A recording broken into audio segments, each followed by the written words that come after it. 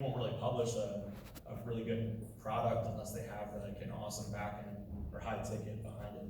Because a lot of front end traffic's really hard and you're just like breaking even a lot of the time. So, I think like that's super important. It's like, hey, before you even try doing paid traffic, let's make sure that offer's like super dialed in, copy super dialed in, and then a lot of paid media guys like us can then take that really good offer and like generate a lot of awesome creatives and copy from what you've already done. Yeah.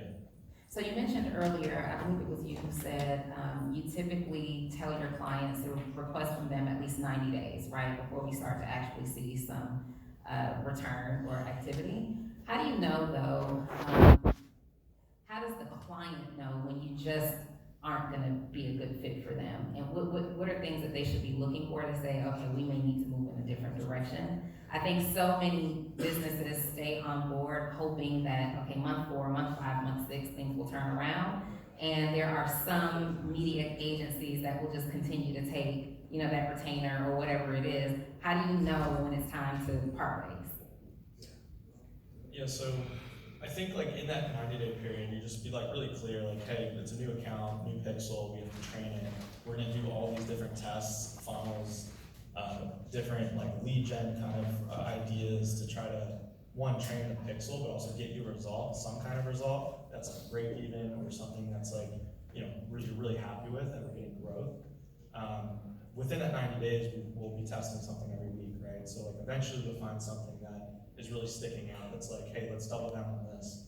A good example is like, there's some B2B people, LinkedIn has a document ad. If you're doing like a PDF lead gen funnel, you can just take that whole PDF and like slap it on LinkedIn. Like some of these like crazy ideas will just pop up a bunch of leads and it's like, all right, let's keep doing that and then ride that for another 3 months. If you like go 90 days and you're having struggles, getting people to get you what you need, or you're testing a bunch of things, something's not working, you just have to have that conversation, like, what do you think it is? And if you can't get to a decision, then yeah, that's usually when you just cut it. Yeah, did you have something? Yeah, I think that this is a really, really good question, and I think there's probably a lot of people in this room that have maybe gone through an agency relationship that didn't work out, right?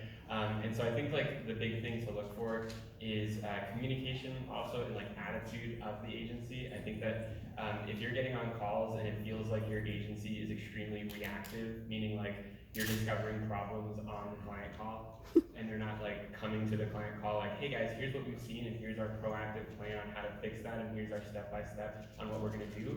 If you're not seeing that, then I think that that's probably a good cue that things are probably not working out and it's not a good fit. So I'd say like just look for the communication and see if you feel like the agency actually cares about your brand and like cares about making strategy to move it forward. Now of course, you can have somebody who cares a ton and they just never get results. But I think like one of the really early signs for the relationship not working is you're getting on the calls and they just don't have a plan, or you're discovering problems on the call with the agency. That's good. Sam, did you have something? Yeah, I was going to say, I think it's really the agency's responsibility to set clear expectations up front, and I think having an honest conversation about that, and then also too, for the business owner to know where the business is. Like, it's a difference between if you're coming in and you're making $20,000 a month in revenue versus you're doing $200,000 a month in revenue.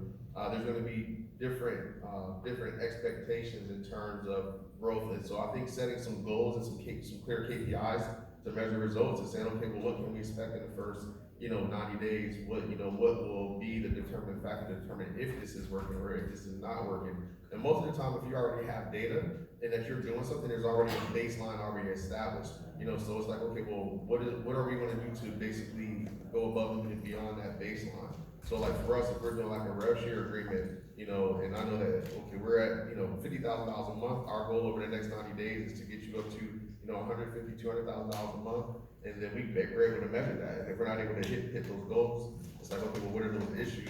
And are those things that we can address? But like you said, being proactive about that and having a clear plan of how we want to get that growth, to get to that growth. So setting expectations, know your numbers and KPIs, and make sure that all that's communicated up front before you even begin the project. Sure.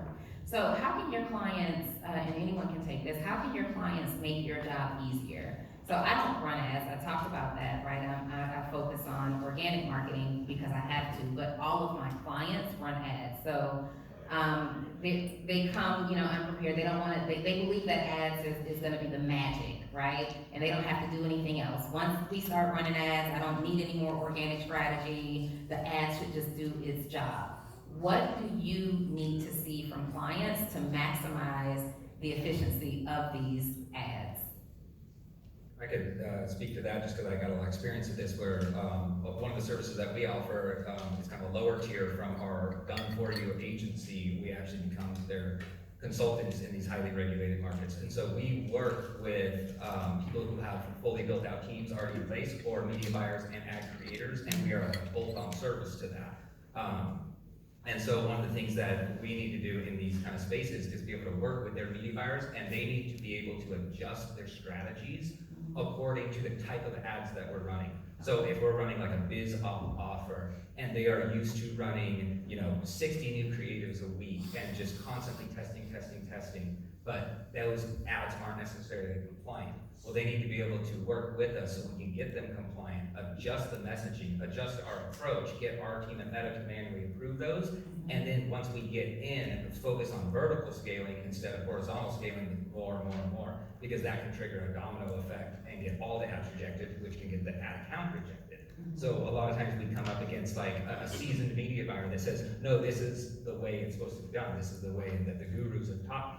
And so if they're not willing to adjust because of the market that they're in, then they're going to be setting themselves up for disaster. So they need to be able to, you know, kind of adjust and work within the parameters of what works on